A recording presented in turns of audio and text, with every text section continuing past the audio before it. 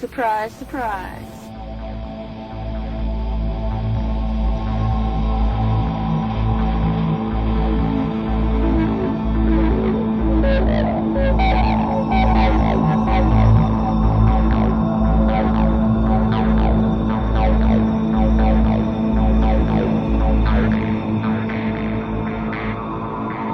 Are you afraid now? Are you scared?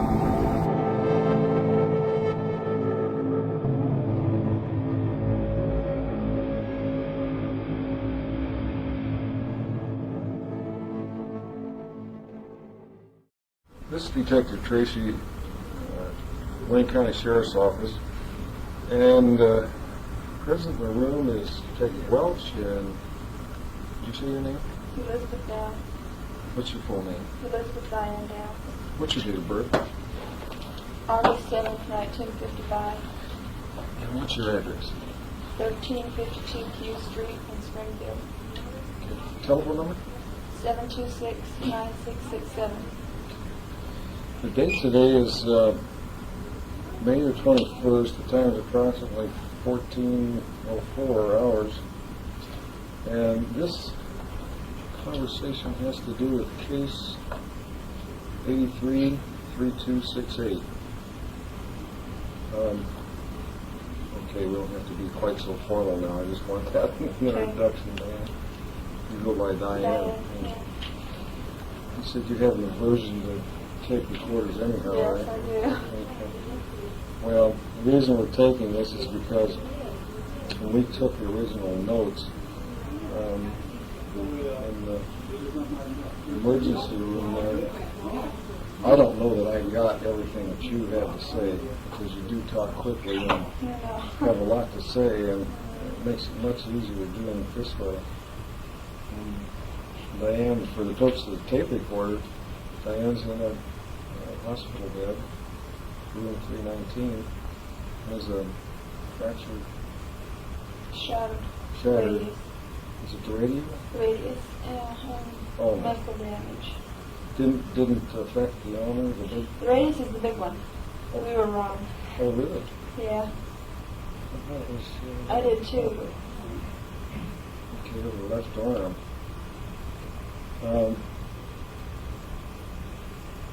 I don't know. Are you ready to go through, try to recall all these events again? Sure. Okay. Why don't you take from the top? I guess we could start back on the 19th. That's Was that Thursday, Thursday? right? When you got up and go red. From the beginning of the From the day? beginning of the day. Oh, okay. I got up at 5:15, took a shower, fixed my face, got the kids up at 5:45, and they got ready and went to Grandma's house at 6:15. Okay. Just want to make sure it's going. Okay. I went to Grandma's house at 6:15. I'd leave the kids there so I can go to work. I leave at 6:30 to get to work by 7. The kids have breakfast there, and the girls walk to school, and she watches Danny all day. And I left at 6:30, went to work. I had a cake that day. I'd made a bundt cake the night before for the guys at work, and I cut a piece for the kids and my parents and left it there that morning. And I got the cake to work, and one of the guys said, "Well, it looks like the parade already got to it." And they were referring to my kids, and I said, "Yeah." And so I did my work that day, did my job. We had the cake at break and all that. And I got off at 3:30, not quite 3:30. I got off a little bit earlier, but I hung around and talked to the guys for a while. And then I left the office at 3:30 and got to my parents' house. And sat around and talked to my mom for a while. We got company here. More flowers. Thank you. Beautiful. I'll take the card. You can take them over there. Thank you very much. So,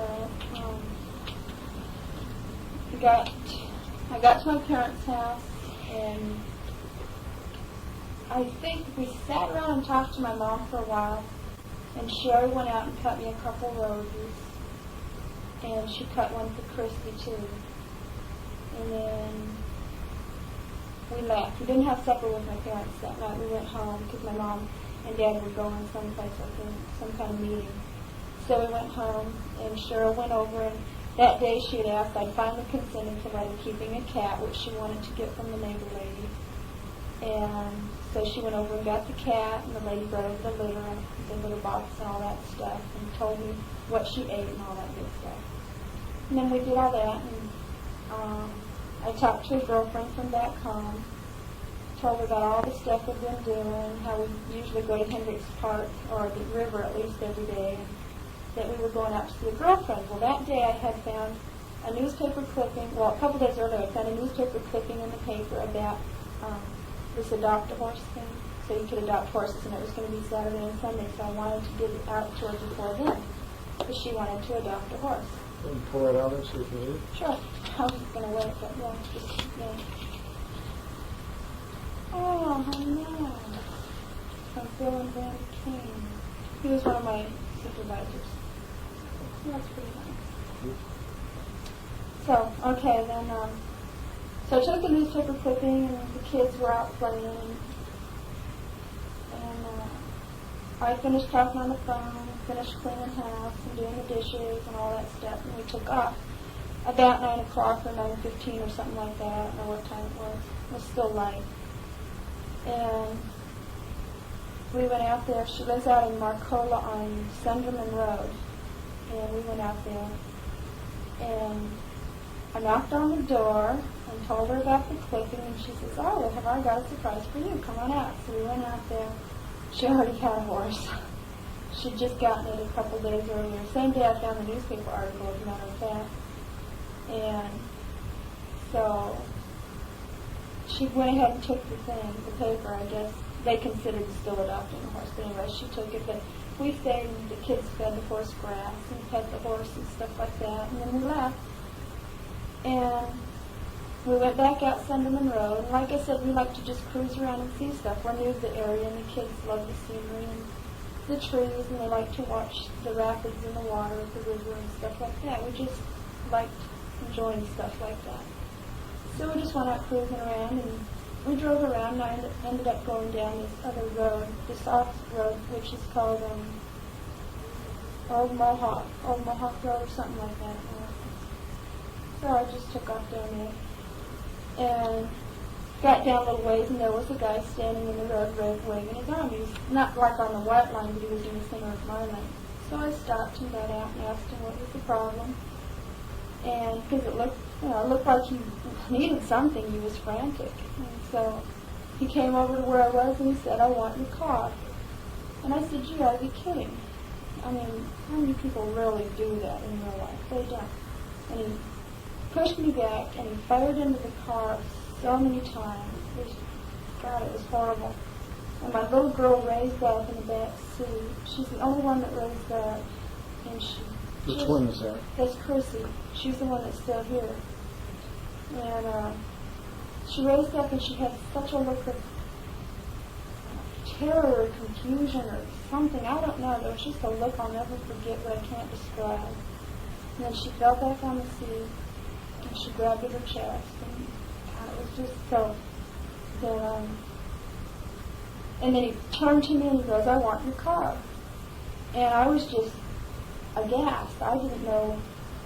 I mean, I had to do something, so I faked throwing the keys to distract him, because he was a little bit bigger than me, not a whole lot, but a little bit. And I knew I couldn't beat him up in a fist fight, and he had a gun anyway, and I figured if I could distract him, if I could just draw his attention away, I could shove him and get the hell out of there. Sorry about my language recorder. That's all right. That's all right.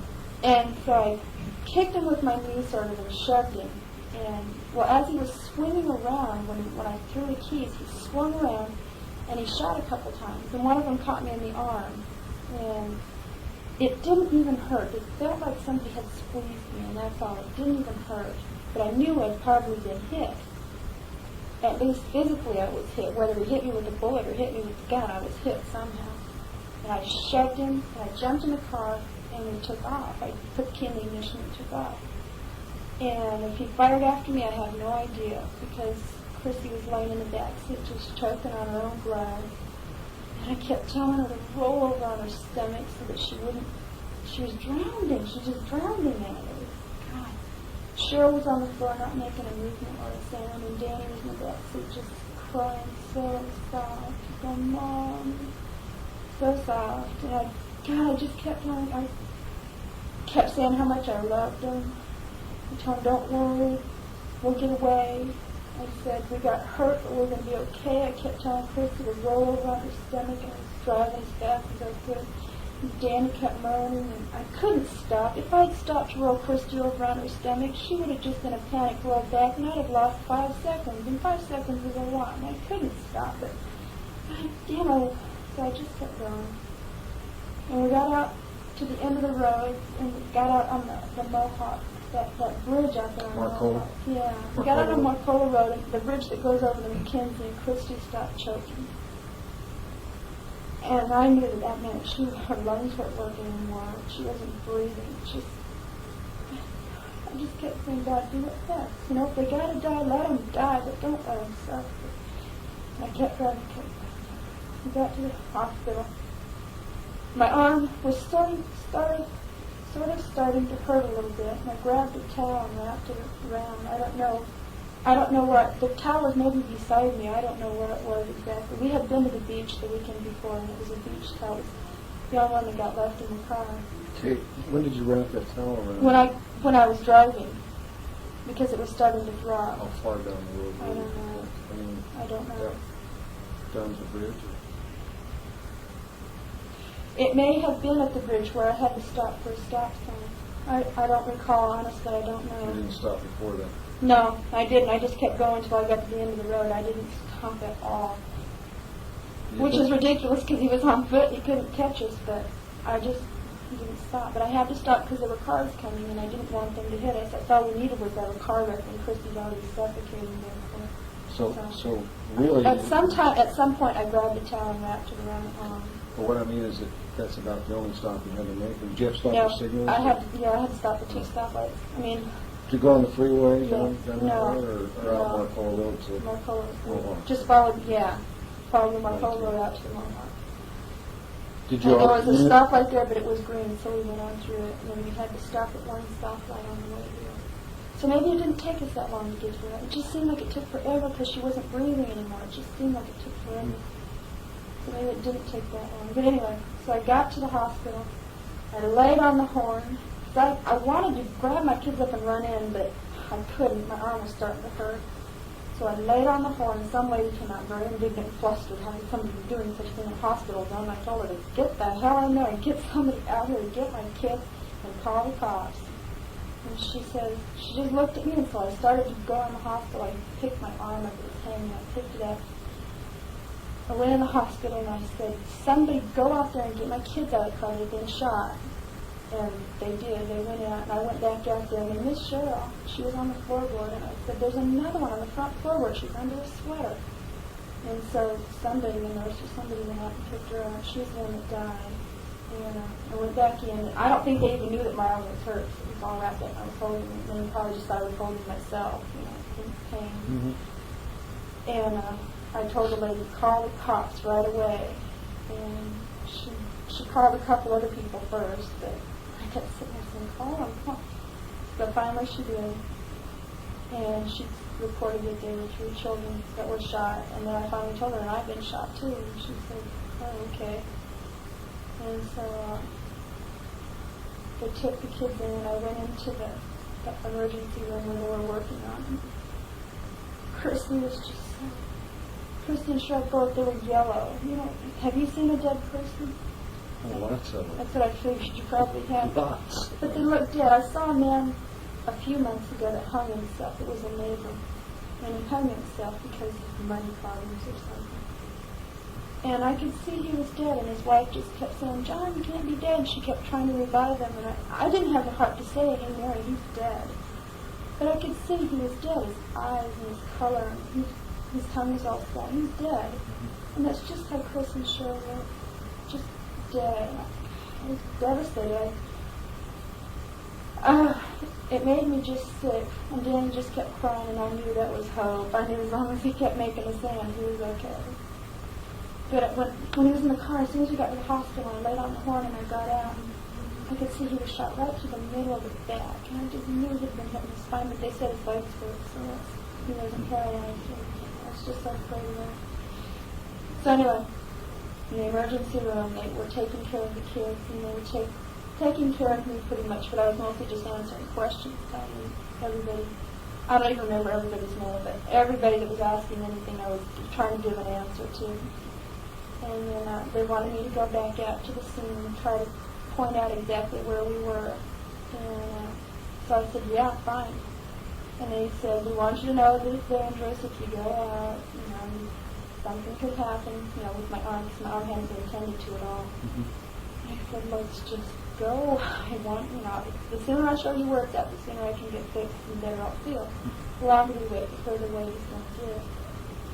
So I knew they were doing the best they could for my kids. They told me that Cheryl was in pretty bad shape and probably might not make it.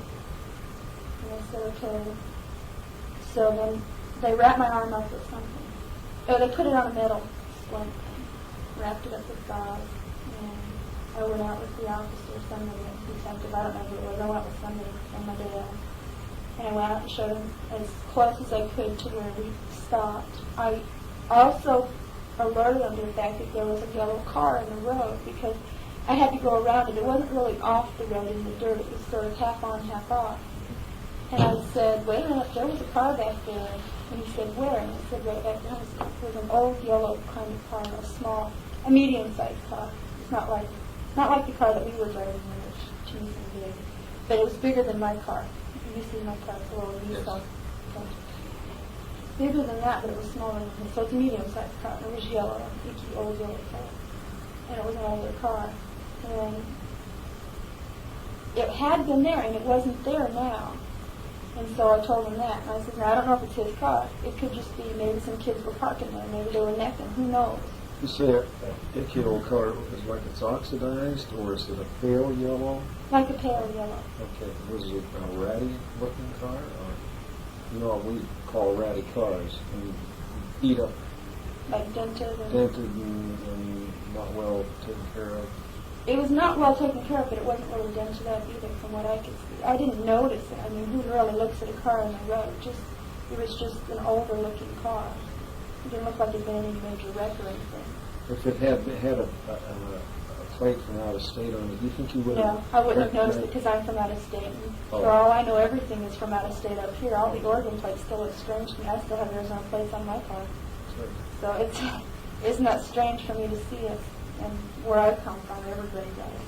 In Arizona, snowbirds. So I would not have noticed the plate. So my dad asked me the same thing. He asked if there was a different state. Like, there's a lot of Washington plates down here. And I just don't recall. I didn't look.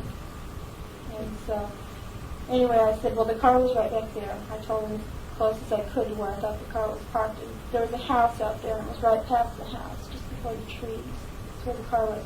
And as we got past that, just a little ways, when it started curving like that, that's where the guy was.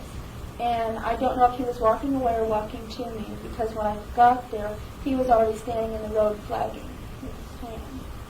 And so I don't know which way he was walking at all. And so I told him all that, and then... What would you describe him again? Yeah. Okay, he's about 5'9", and I assume that because my ex-husband is about 5'8" or 5'9", and he's just about that height. I'm real bad with heights and measurements, I want you to know that. Okay. But he's about 5'9". He was medium build, but pushing towards being a little bit heavy. So we assume probably 150 to 170. Because my ex-husband is about 145, and he was heavier than Steve. He had darkish hair, but not black. It was like a brown, dark brown, whatever. His face was kind of stubbly. Not like a beard. Not like he had a beard, but like he hadn't shaved in a couple of days or so. His hair was kind of shaggy looking, like it had been cut in a shag, but not brushed out properly. His voice was, it wasn't high, it wasn't low, it was just a voice. Just no accents, no lisps. Nothing that would distinguish him outwardly from anybody else. He was wearing a T-shirt that was a light color, but it wasn't pure white. It wasn't something that would glow in the dark type. So I don't know if it was dirty or if it was a pastel or what, like maybe a beige, I don't know. And he had Levi jacket on and a pair of blue jeans. Were those the old faded out type, or were they newer looking? No, they were just older. Not, I think, did you see the Levi's I was wearing? Yes. They have holes in them and stuff. I mean, I like old comfortable. They weren't quite that comfortable. They weren't holy or anything like that, but they were not real brand new. Medium blue then, Yeah. not bright. You know how they are when they're Yeah, brand new. no, they weren't Lots of- brand new. Okay, let's see next. That describes him pretty well. Okay, so back to the scene. I showed them where everything was. And the guy that I was with, we drove to a couple of houses and looked around. My dad noticed we drove up in one yard. And my dad is a pretty observant person. He tries to watch everything. And when we drove up in somebody's yard, there was a light on upstairs. And when we pulled up in the yard, it went off. And my dad mentioned it. Oh no, the policeman mentioned it. Wasn't there a light on up there before? And my dad said, yeah, there was. So my dad kept watching the window where the policeman was, or the detective, whoever he was talking on his little phone, and I was sitting there just watching everything. And the reason we were there is because there were horses out in the field. And I never thought of this, but he says, I asked him how many dogs were going to be out looking, because I only saw one dog, and I just didn't think a dog could sniff very far, one dog. And he says, well, there's horses here. And I says, don't tell me a horse can sniff out a person. He goes, no, but a horse, if he tried to sneak through the field, a horse would be spooked. Whereas maybe we couldn't see him, the horse would sense him, which made a lot of sense. So that's why we were there, to see if the horses were spooked, and which they weren't. And so my dad said, hey, that light's back on. And I looked up there, and it was. And I just said, that's it. I ducked down in the seat. I said, one shot's enough. I'm not being anybody's spare target anymore. So I slunched down in the seat, and the light went off again. And we left. To me, that's kind of crazy. I would have, if I were the policeman, I think I would have at least knocked on the door, because he lived out there and those were his friends anyway. I would have knocked and said, at least, are you guys, I mean, sure, husbands and wives turn the lights on and off a lot. I used to. You after you finish fooling around or whatever, you get cleaned up. So maybe that was it. But I don't think anybody feels like a fool knocking on a door if there's something serious. But he didn't. He said he'd come back later and check it out. So maybe he'd do that. He probably did. I think He wanted maybe to he wanted to me get you out. back to the Yeah. hospital. He did, because we were on our way, and then he wanted to stop and see the horses. Because I told him, hey, I've told you all I can out here, and my arm is really starting to hurt. And so, yeah, he took me up to the... 2322, follow. This is my time. So he took me up to where you were, up by the bridge. And then I went with you, and then he went back. So maybe at that time he did check it out. I'm sure he must have, because he lives in that area, he said, and those were his neighbors, and so I'm sure he probably did. But, I went back to the hospital, and I tried to sneak in and see my kids, and they stopped me. So, yeah. She did? Thank you, yes, I do. Thank you very much. And so, I had to sit down. They came and told me that, no bad habits like that, no. You smoke it, don't chew gum. And they came. After this, everything happened so fast and so many things. Well, we sat down and had a lot of questions to ask you, Okay. for sure. Oh, yeah. We talked, but we went down and took x-rays, and we were talking there also. They did some tests on me. Then we went, after x-rays, we went back to an examination room. They wanted to see if I'd been hit anyplace else. And while we were in there, they told me that Christie had died. And then I was really confused, because the way they had described it before, I knew how my kids were on the tables. Christie was here, Diane was here, and Cheryl was here. And they said the little girl on this table, Cheryl's table, was not making it. And so when they told me that Christie had died, I was crushed, because as I said, Christie's my favorite. But I was confused too, because Christie wasn't the one they said wasn't making it. But I sort of accepted it, because Christie was the one that quit choking in the car. She was the one that was suffocating, and I could believe that she was dead. I kept saying, I want to see him, because I wanted to see who the hell was dead. Who was it? You want to know who to mourn for, who you're supposed to cry for. And And they kept saying, it was Christie. And I said, okay. I was distraught. And then somebody else came in, a doctor or somebody came in and said, Cheryl, no, the preacher, pastor or whatever, the chaplain, came in and said that Cheryl had passed on. And I'm going, who is it? You know? And he says, well, your father identified it as Cheryl. So then I knew that, because I said, that does it. You take me, I want to see who is alive. I don't want to see who's dead. I want to see who's alive. And he says, well, your father's already identified the dead girl as Cheryl. So then I knew that my dad loved the kids, and I figured, okay, now I know who it really was. And I can believe it, because Cheryl didn't make a sound or a movement the whole time we were driving. So they said that she was dead when she got there, and they just never could bring her back. So that's why they said she wasn't going to make it, because they couldn't bring her back at all. Which, I know she didn't suffer at least, and that's good, because now it's the rest of us, we're going on, and I've got to go home and tell Chris and Cheryl, and Chris and Danny that Cheryl's not here, and Chris, my God, I don't know how long she's going to be here.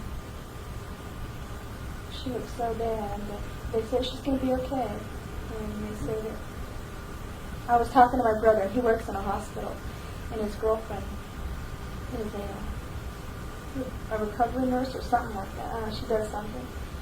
And so she sees it all the time, and she says if Christie's answering questions, whether they're conscious or subconscious, if she's aware of enough that she's shaking her head or her head yes or no, then she's okay. Her mind is okay, which is great. Yeah, because she's so smart. She's almost a genius. She's just super, super smart. And it would just be devastating to think that she wouldn't be that way again. But anyway, so I did. The first time I finally knew for a fact that it was really Cheryl that was gone was what night did I come in? Thursday. Wednesday morning, whenever they finally brought me to my room, they had told me before they took me to my room that I could see the kids, and I made them keep that promise. Friday. Yeah, early Friday, got 4 o'clock or something. And I got to see Christie, and I knew for sure that it was Sherry that was gone. And my parents, I think my parents came in to see me. I don't remember when it was, but my mom was asking me Cheryl's favorite color. She's going to buy a dress. We're going to have a small service for her, and she wanted to buy Cheryl a new dress. Cheryl loved new dresses. And so I told her red, but I've been thinking I want it to be white. I mean, she's such a good kid. It just should be white. She's an angel now, so. Anyway, sorry. Anyway, then after that, I've just been going through emotions every day. You talk to people, you talk to old friends, it takes your mind off of everything. Okay. Let's go back to the day this happened. Did you have anything to drink that day? No, I didn't. Alcohol? I like whiskey, but I haven't had any whiskey. And the last time I went to see Nick was a month ago, I think. Almost a month ago. I don't know, it's in my diary somewhere, but it's at least 3 weeks ago. And I got real drunk that time. I spent the evening at my ex-husband's house, and I don't get along, so I had a lot to drink. Well, how long ago was that? About 3 weeks 3 weeks ago. And that was You in went back to Arizona. Arizona? Yeah, I was in Okay. Arizona when I did that. But But that I came day, back, no, I haven't had anything to drink in 3 weeks. were you on any kind of drugs or medication No. or anything like that at the No. time? Okay. I have smoked pot a few times in my life, but it's also been quite a while since I've done that. But lately, the kids and I have been so into doing things that I haven't. The reason that I drink and the reason that I, on occasion, smoke is when I feel lonely and depressed. And I guess that's the case with most people, but that's why I would do it. And so I never really drank when the kids were around at all. It was like on Friday night when Mom would take the kids, and I'd be alone in the house sitting and thinking and wondering why the hell Nick isn't here or whatever, because he had promised we were going to be mates and we were going to raise the kids and everything was going to be just fine. And I couldn't understand why all that was different, and that's when I would drink. It's like Friday nights when the kids were going on, because I'm a real conscientious mother, and I despise people that are lax in raising their kids, that can allow themselves to get drunk when their kids are around, because you can't tell when an emergency is going to arise, and the kid will need care, and you aren't able to do it. To me, that's very immature, so I didn't do that around that kid. So, like I said, the kids and I for the past few weeks have just been hanging out and doing stuff together, and I haven't had a time to really do it or even want to do it. I got to the point that even in my book I told Nick, I think I love the kids even more than you. And What about that area out there? How many times have you driven I've out? never been out there. I've been out to Marcola once. I went to Heather's house once. No, twice. Once I went out there with her and my dad the first day that I got to Oregon to take her home, and it was at night, and I didn't know the area, and I didn't even know where we were. The second time I went was about 3 weeks ago. I drove straight out there and talked to Heather. She didn't have a phone, and I talked to her about coming into work, and then I came back. And, So that was the third trip you... So that was the third trip, yeah. And that we took a different way. We took the back way this time. How do you describe the back way? Sunderman Road goes like this. And I can never remember the name Sunderman until I see it. It goes off at the bridge there and it curves it back. curves back around on the main highway. And Right. How did you go in? Okay, the first time I went all the way up Marcola just before the bridge, and then you turn, and the name is Sunderman. And I can like I said, I can never remember the name until I see it on the post, and then I know that that's the turning point. When we were coming up, I knew that we were kind of close, but it was starting to get kind of dusky out, and so I wasn't real sure of the trees and the sites, the land areas. So I wasn't positive where to turn, and I knew there was supposed to be a bridge, but I wasn't sure where. And then all of a sudden I saw the word Sunderman. I said, well, that's it. So I turned, and I'm going, you guys, this isn't the road. And they're going, well, let's turn around and go back. And they're always full of help. And I said, no, I know Sunderman is the name. And so we just kept going and going. And I realized we finally got to Heather's house, and I said, that was the back road. It takes a lot longer, but that was the back way. It seemed longer maybe because we didn't know where we were going. So. Is that Heather Fern? Yeah. She's a real sweet girl. She came in to see me yesterday. She went to work, and she just said, guys, I can't do it. Because we started there at the same time. She tried to get on at my dad's post office and work, but Eugene hired her first. And she's real sweet. We got kind of close because we started the same day, 2 subs in a new city. And so. When did you start there? I started in Eugene about 7 or 8 weeks ago. And then an opening came up in Cottage Grove, which is a real small town, and you get a lot more experience. You get to cover a lot more area, clerk work, carrier work, and tour board work, which is the supervisor.